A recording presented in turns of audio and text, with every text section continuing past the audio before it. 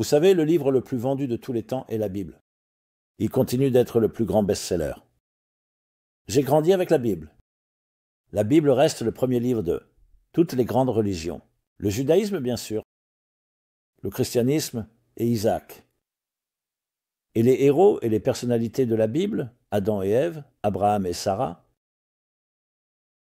Vous avez Isaac et Rebecca, Jacob et Léa et Rachel, des personnages comme Moïse et Aaron, mais aussi des personnages qui incluent les enfants d'Abraham, Ismaël, et son fils Isaac, ainsi que les enfants d'Isaac, Jacob et Ésaü. Ce sont les ancêtres des peuples de notre temps.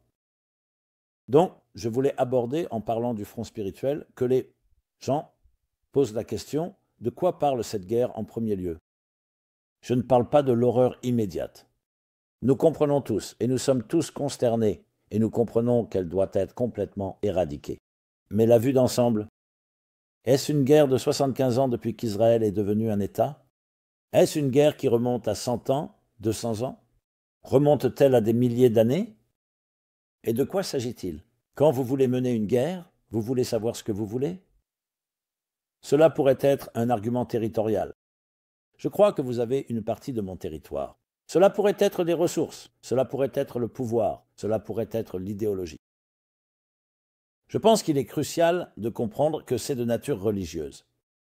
Le monde occidental ne veut pas entendre cela, parce que nous pensons que les guerres de religion appartiennent au passé, au Moyen Âge, aux âges sombres, et que nous avons dépassé cela. Mais ce n'est pas correct. Les guerres de religion sont réelles. Et ce que nous appelons le terrorisme, ou ce que certaines personnes appellent le fondamentalisme radical, où le radical Isaac est basé sur une approche religieuse, pas seulement sur un territoire. Est-ce juste une question de territoire? Est-ce juste cet État, cette terre, cet Israël, où les Juifs vivent en Israël? C'est ça la bataille. Est-ce une question de deux États? Je veux dire, la partition que l'ONU a suggérée en 1948 était de deux États, mais cela n'était pas non plus acceptable. Donc, je veux revenir aux racines bibliques, en particulier l'histoire que nous lisons littéralement ces semaines-ci dans la Torah, dans la Bible. Et c'est l'histoire de Ishmaël et Isaac, les deux fils d'Abraham, qui deviendraient, en termes généraux, les ancêtres, respectivement, Isaac, du peuple juif, Ishmaël, du peuple arabe musulman. Évidemment, Isaac n'est pas né avant le 7e, 6e, 7e, 6e, 7e siècle, mais le monde arabe, cette région appelée le Moyen-Orient, évidemment, il y a eu beaucoup d'assimilation, beaucoup de mariages mixtes, en raison des différentes guerres. Donc beaucoup de gens ne sont pas nécessairement de pure lignée directe de Ishmaël, mais néanmoins l'histoire globale. Et quand vous regardez dans la Bible, vous voyez en fait une bataille en cours.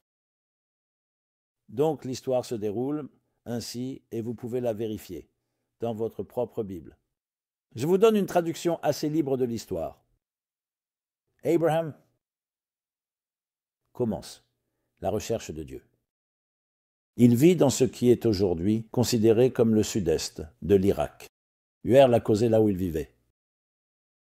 Et puis Dieu lui apparaît quand il a 75 ans et dit « Le moment est venu pour toi de commencer ton voyage. » Eh bien, il voyageait déjà, mais le voyage physique aussi, qui est en même temps un voyage spirituel.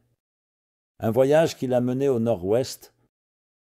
Depuis le sud-est de l'Irak, approximativement, il est monté au nord-ouest, vers ce qui est aujourd'hui considéré comme la terre moderne d'Israël, appelée la terre de Canaan à l'époque. Et Dieu lui dit, « Voici la terre que je te promets. » C'est pourquoi elle est appelée la terre promise. Et je te la promets, puis à ton enfant, et à tes enfants, et à tes descendants. Pour faire court, Abraham dit à Dieu, « Je n'ai pas d'enfant. La promesse est très belle, mais que se passera-t-il après mon départ? » Alors Dieu lui dit, « Regarde vers les cieux, les étoiles. Tes enfants seront dispersés comme les étoiles à travers les cieux. » Dieu lui parle. Nous avons discuté de cela la semaine dernière. Je ne vais pas entrer dans tous les détails. Il leur donne une promesse, une alliance. Une partie de cette alliance est en fait assez effrayante pour Abraham car il voit les défis que ses enfants devront traverser, les batailles qu'ils devront mener, les persécutions qu'ils endureront. Il leur montre tous les empires à venir, les principaux empires, l'empire égyptien, l'empire babylonien, l'empire perse, l'empire romain et l'empire ismaélite. Vous pouvez l'appeler l'empire ottoman, vous pouvez l'appeler d'autres noms, différentes étapes, les Maures, et ainsi de suite. Abraham frissonne. Mais Dieu lui dit, à la fin, tes enfants l'emporteront. Ils peuvent souffrir, et ils souffriront, mais ils l'emporteront. Dans les mots de la Bible, ils quitteront l'Égypte avec de grandes richesses, de grands trésors, ce qui ne signifie pas seulement des trésors physiques, ils deviendront un grand peuple. Et c'est ce que Dieu dit à Abraham, les enfants que tu auras deviendront un grand peuple. Maintenant, Abraham et Sarah étaient mari et femme, mais Abraham et Sarah ne pouvaient pas avoir d'enfants. Alors elle conseille à Abraham et dit, « Pourquoi ne prends-tu pas notre servante, Agar, et n'as-tu pas un enfant ?» Et en effet, c'est ce qu'Abraham fait. Et l'enfant s'appelle Ishmaël, ce qui signifie parce que Dieu a écouté, Ishmaël a écouté à la prière. L'enfant naît. Il est intéressant de noter que la Bible décrit cet enfant comme étant une personne sauvage. Il est hors des limites. Sa main sera partout et tout le monde sera en lui. Manque de limites, sauvage. Quoi qu'il en soit, à ce moment-là, Sarah dit à Abraham, « Tu sais, même si je l'ai suggéré, mais la servante me traite avec condescendance. » Et elle veut qu'Abraham la renvoie. Alors il le fait, mais elle revient. L'histoire continue ensuite, avec Abraham, qui se circoncie lui-même et son fils, Ishmaël. Et puis l'histoire continue avec la naissance miraculeuse d'Isaac. Sarah est une femme âgée, Abraham est un homme âgé, Isaac naît. En fait, il est appelé Isaac, parce que le mot Yitzhak signifie rire. Elle a ri, elle ne pouvait pas y croire. Cela n'avait pas de sens qu'elle donne naissance, mais elle a bien accouché. Et puis l'histoire, je prends juste certains morceaux choisis pour continuer le récit. Elle voit Ishmaël se comporter d'une manière que la Torah appelle joyeuse. Mais les commentaires expliquent idolâtrie, paganisme, certains disent sexuellement inapproprié. Il y a différentes interprétations, mais elle pensait qu'il corrompait son fils Isaac. Alors elle insiste pour qu'Abraham renvoie Ishmaël de leur maison avec sa mère, Agar. Abraham ne veut pas le faire, c'est son fils. Et puis Dieu dit, écoute ta femme, ton héritier sera Isaac, mais Ishmaël est aussi ton fils, et lui aussi deviendra une grande nation, avec des multitudes. C'est ce qu'on nous dit. Alors, que se passait-il exactement ici? Je veux dire, ce sont les deux enfants d'Abraham. Abraham était le pionnier du monothéisme, pionnier de Dieu, pionnier de la civilisation. Il prêchait, il enseignait. Il a été le pionnier à lui seul d'un monde de vertu et de justice, et d'amour et de compassion, et de charité. Tous les principes que nous chérissons. Oui, il faudrait des milliers d'années pour que cela devienne courant, où un pays comme, disons, les États-Unis serait fondé sur ces principes, mais cela ne date que de 250 ans. Pendant des millénaires, les monarques régnaient, les despotes régnaient, les dictateurs régnaient. Parfois, ils étaient bienveillants, mais pas nécessairement. Il n'y avait pas de notion de liberté et même de droits de l'homme. Ce sont toutes des idées, des principes qu'Abraham a été le pionnier, et il les a enseignés à ses enfants, évidemment, Ishmaël et Isaac. Alors, quel était le conflit? Quand vous lisez un peu plus en profondeur, l'histoire, mes amis, est époustouflante. Abraham représentait la bonté, le chesed, vous savez, qui est l'antithèse de l'égoïsme, qui est l'intérêt personnel. L'intérêt personnel est ce qui nous détruit. Cela commence de manière très innocente. Je m'intéresse à ma propre survie, mais cela finit par devenir la survie du plus apte. Chien mange chien. Maintenant, au nom de la coopération, nous créerons, en termes freudiens, un ego, un surmoi équilibrera le ça indompté, parce que nous devons coexister, donc nous avons besoin de feux rouges et de feux verts. Mais fondamentalement, nous sommes des narcissiques. Le livre de Richard Dawkins, Le gène égoïste. Le gène lui-même est égoïste. Abraham a contesté tout cela. Non. Il a dit non au monde païen. Il y a un but supérieur. Il y a un destin. Thomas Cahill, dans son grand livre « Le don des Juifs », écrit sur les 30 mots-clés que le peuple juif, à commencer par Abraham, a introduits. Destin, but, transcendence, justice, charity. Oui, l'intérêt personnel, nous sommes tous motivés par cela, mais nous avons un autre aspect de nous, une partie de nous qui est de nature transcendante, qui est altruiste et généreux. Et c'est ce qu'il a embrassé et a dit « Je vais enseigner cela à mes enfants et à ma famille ». Et Isaac, bien sûr, a incarné cela. Mais Ishmaël a aussi appris ce message. Alors, quel était le problème? Alors la Torah nous dit qu'il était un homme sauvage. Que signifie un homme sauvage? Cela signifie qu'il a pris le chesed, la bonté d'Abraham, mais qu'elle n'était pas correctement disciplinée. Vous savez, on peut tuer des gens avec de la gentillesse. L'eau est bienveillante, mais si elle tombe et inonde, elle inondera votre champ et détruira votre champ. L'eau doit être tempérée. Les gouttes de pluie qui sont absorbées dans le sol. Ainsi, le chesed d'Abraham venait d'une profonde humilité, mais son fils, Ishmaël, était une personne très dévote. Il priait. Et il était gentil, mais sa gentillesse avait un certain élément de soi, d'arrogance. Et elle n'était pas correctement tempérée. Donc elle était sauvage. Il s'imposait aux autres. Aggression. La gentillesse peut être très agressive si vous n'avez pas les bonnes limites. Yitzhak incarnait les limites, et Sarah, en tant que mère sensible, l'a ressenti. Rappelez-vous, elle avait dit à Abraham « Fais appeler cet enfant Ishmaël ».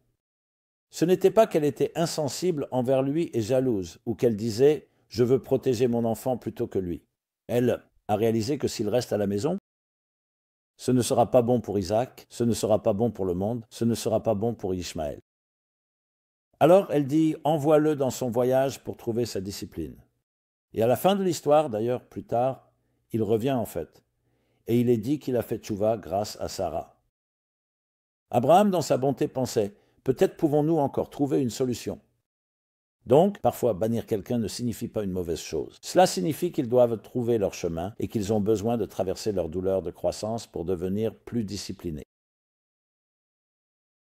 C'est la véritable histoire. Donc en réalité, la bataille, la vraie guerre finalement, c'est de faire la paix entre Dieu et l'existence et ce monde.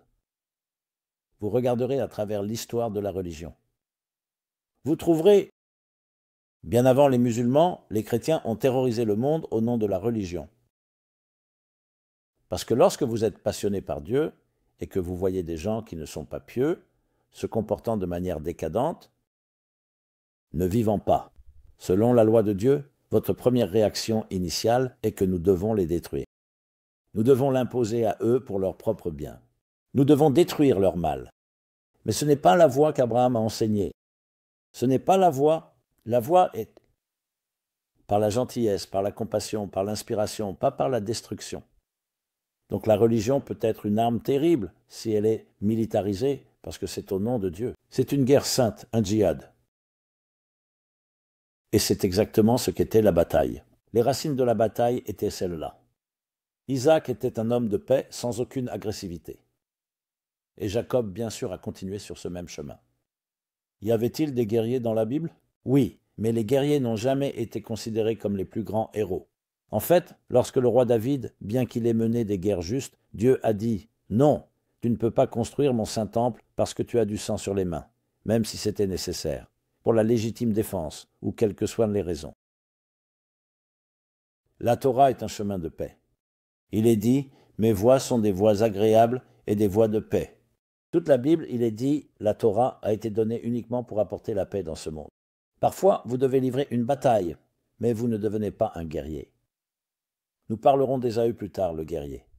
Mais Ishmaël était agressif selon Adam, et il a fallu du temps pour qu'il apprenne. Il n'est donc pas surprenant que les religions traversent des douleurs de croissance et des confrontations avec la réalité. Et à un certain moment, le christianisme a été apprivoisé. Les États-Unis sont un bon exemple. Ce n'est pas un pays parfait, mais ces principes selon lesquels tous les hommes sont créés égaux, dotés par le créateur de droits inaliénables, la base de toute civilisation saine. Ce sont des principes. abrahamique. Et le peuple juif a été le voyageur à travers l'histoire qui a apporté ce message d'Abraham. Mais Ishmaël est aussi un fils d'Abraham et est également béni. Mais vous devez apprendre, vous devez apprendre. Vous pouvez combattre au nom d'Allah, Allah Akbar, et de Dieu, mais cela doit se faire par l'inspiration, pas par le meurtre. Peu importe, même si vous trouvez des gens qui sont infidèles et décadents. Ainsi, l'un des pères du fondamentalisme musulman, Qutba, Sayyad Qutba, QUTB, il prenait cela, la violence. Parce que Isaac est maintenant le peuple élu, et les Juifs et les chrétiens sont tombés en disgrâce auprès de Dieu. C'est pourquoi nous devons contrôler Israël. Ce n'est pas une guerre pour la terre en soi, c'est une guerre pour savoir qui contrôle la terre. Et cela doit être Isaac. Regardez la constitution du Hamas, et vous verrez tout ce que je dis. Mais c'est toujours avec une erreur que c'est par l'agression, par la violence, et non tempéré correctement avec l'humilité appropriée. Ce n'est pas à propos de vous. Vous ne pouvez pas être celui qui représente Dieu et dire « Je vais tuer les autres enfants de Dieu parce que je pense avoir raison ». Donc, l'histoire finale, mes amis, sera celle de la paix. Et c'est pour cela que nous nous battons.